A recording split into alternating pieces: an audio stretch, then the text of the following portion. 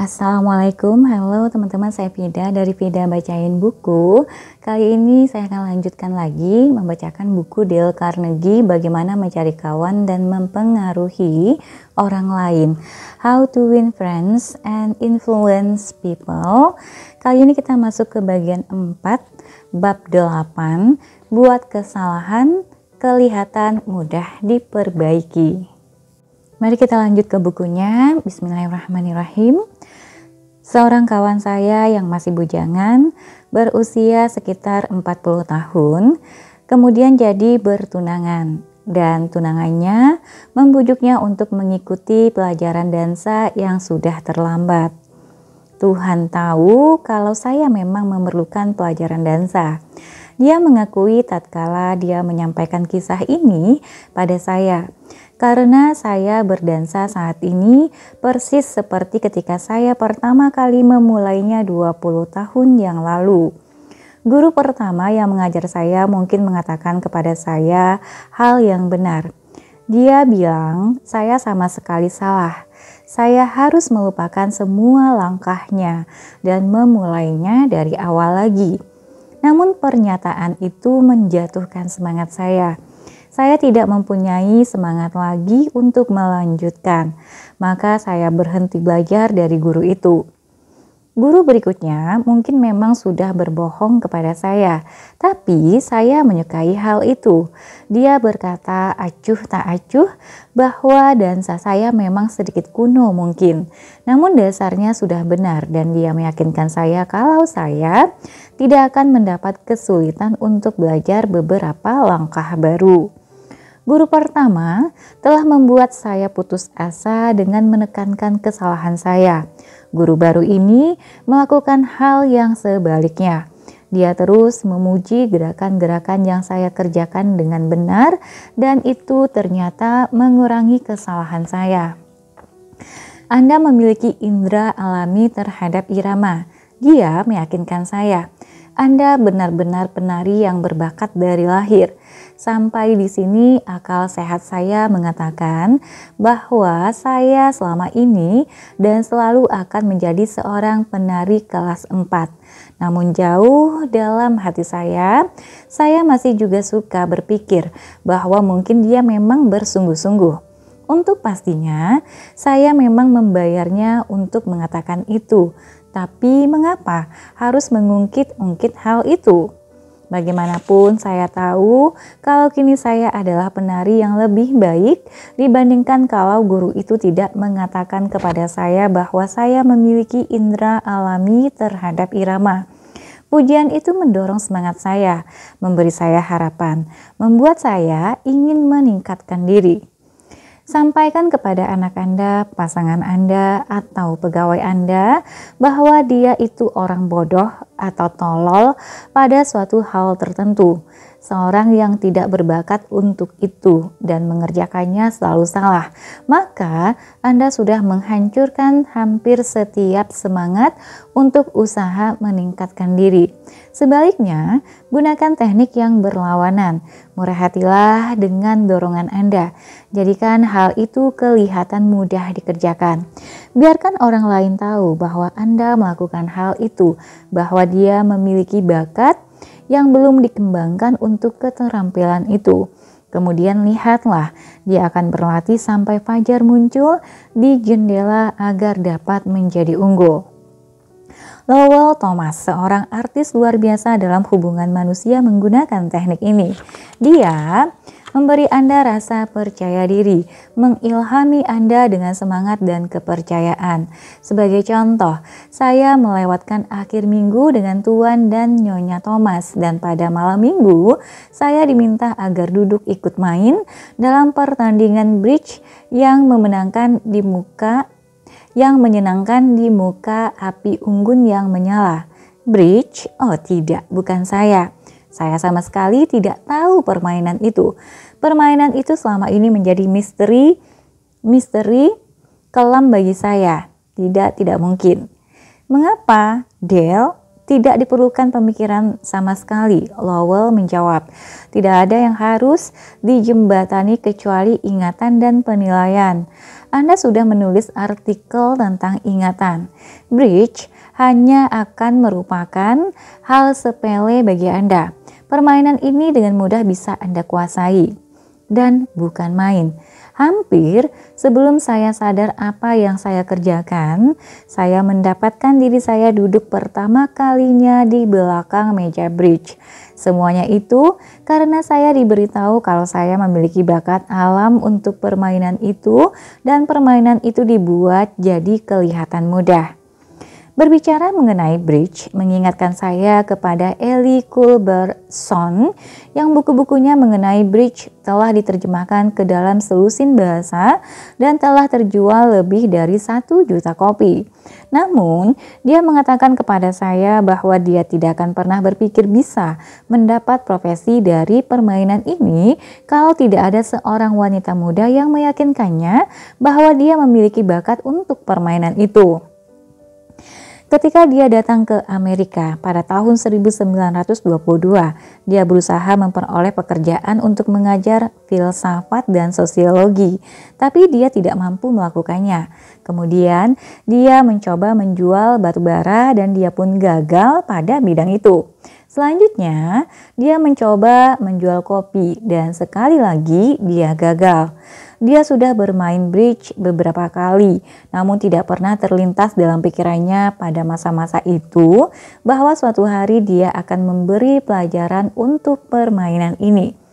Dia bukan saja seorang pemain kartu yang buruk, melainkan dia juga pemain yang sangat keras kepala.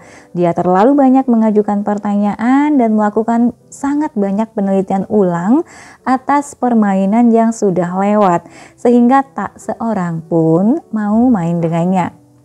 Kemudian, dia berjumpa dengan guru bridge yang cantik, Josephine Dillon, jatuh cinta kepadanya dan menikahinya. Istrinya memperhatikan betapa hati-hatinya dia menganalisis kartu-kartunya dan istrinya membujuknya bahwa ia sebenarnya seorang jenius yang potensial di meja kartu. Dorongan semangat itulah dan hanya itu Culbertson menceritakan pada saya yang menyebabkan ia menjadikan bridge sebagai profesi. Clarence M. Jones, salah seorang instruktur kursus kami di Cincinnati, Ohio, menceritakan bagaimana dorongan dan menjadikan kesalahan tampak mudah diperbaiki sepenuhnya telah mengubah kehidupan putranya. Pada tahun 1970, putra saya David berusia 15 tahun saat itu datang untuk tinggal bersama saya di Cincinnati. Dia telah menjalani kehidupan yang sulit. Pada tahun 1958, kepalanya harus dibuka karena kecelakaan mobil. Operasi itu meninggalkan bekas luka yang sangat buruk di dahinya. Tahun 1960, ibunya dan saya bercerai dan dia pindah ke Dallas, Texas, tinggal bersama ibunya. Sampai dia berusia 15, dia telah melewatkan sebagian besar tahun-tahun sekolahnya dalam kelas khusus untuk pelajar yang lamban.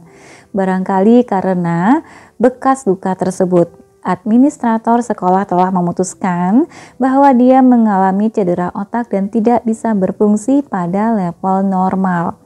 Dia 2 tahun ketinggalan dari kelompok usianya, jadi dia masih berada di kelas 7. Namun dia tidak menguasai tabel-tabel perkaliannya. Dia hanya dapat menjumlah dengan jari-jarinya dan hampir tidak bisa membaca. Ada satu hal positif dalam dirinya. Dia suka sekali mengutak-ngatik pesawat radio dan televisi. Dia ingin menjadi teknisi televisi. Saya mendorong minatnya ini dan menunjukkan bahwa dia membutuhkan matematika untuk mengikuti pelatihan tersebut. Saya memutuskan untuk membantunya menjadi ahli dalam bidang ini. Kami menyiapkan 4 set kartu perkalian pembagian, penjumlahan, dan pengurangan. Sementara kami menelusuri kartu-kartu itu, kami menaruh jawaban yang benar dalam tumpukan buangan. Ketika David membuat kesalahan, saya akan memberinya jawabannya yang benar, kemudian menaruh kartu itu dalam tumpukan ulangan sampai tidak ada lagi kartu yang tersisa. Saya memujinya untuk tiap kartu yang benar, khususnya jika ia salah sebelumnya. Setiap malam, kami akan menelusuri tumpukan ulangan itu sampai tidak ada kartu yang tersisa. Setiap malam kami menghitung waktu latihan ini dengan stopwatch. Saya menjanjikannya kalau pada saat dia bisa memperoleh semua kartu itu dengan benar dalam waktu 8 menit tanpa ada jawaban yang salah, kami akan berhenti mengerjakan latihan ini setiap malam. Ini kelihatannya seperti prestasi yang tidak mungkin bagi David. Pada malam pertama, dia memerlukan waktu 52 menit. Malam kedua, 48, kemudian 45, 44, 41, kemudian di bawah 40 menit. Kami merayakan setiap penurunan ini. Saya memanggil istri saya dan kami berdua memeluknya dan kami semua sangat senang. Pada akhir bulan itu, dia mengerjakan semua kartu itu dengan sempurna dalam waktu kurang dari 8 menit.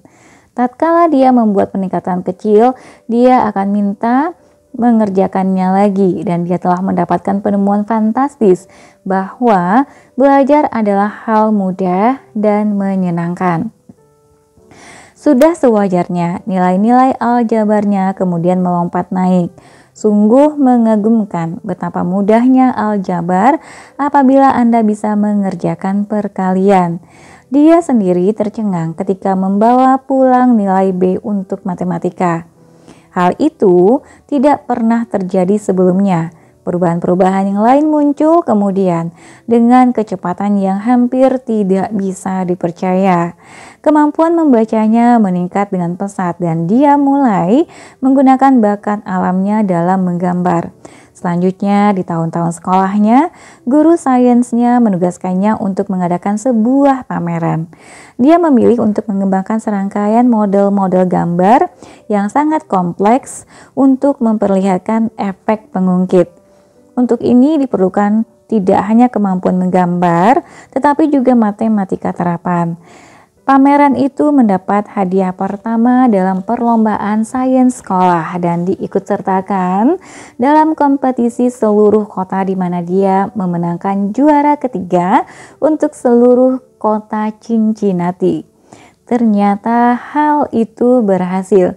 Inilah seorang anak lelaki yang telah gagal naik kelas 2 kali, yang mulanya diberitahu bahwa dia cedera otak, yang pernah diolok-olok sebagai Frankenstein oleh kawan-kawan sekelasnya, dan dinyatakan bahwa otaknya pasti telah bocor sebab luka di kepalanya. Tiba-tiba dia menemukan bahwa dia benar-benar dapat belajar dan akhirnya mencapai segala sesuatunya.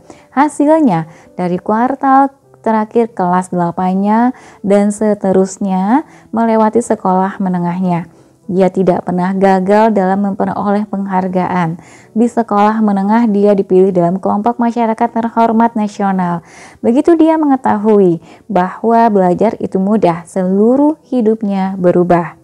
Kalau Anda ingin membantu orang lain untuk meningkatkan diri, ingatlah prinsip 8. Gunakan dorongan, buatlah kesalahan kelihatan mudah untuk diperbaiki. Oke teman-teman, sampai di sini dulu untuk bab 8. Nanti kita akan ketemu lagi di bab 9. Ini adalah bab terakhir, yaitu membuat orang lain senang mengerjakan apa yang Anda inginkan. Terima kasih sudah mendengarkan sampai akhir. Semoga yang dibacakan bisa bermanfaat. Dan terima kasih atas kesediaan teman-teman dengan sukarela bersedia melakukan yang saya minta, yaitu untuk like, komen, dan subscribe channel ini. Terima kasih atas kesediaan dan kemurahan hatinya. Sampai jumpa. Assalamualaikum warahmatullahi wabarakatuh.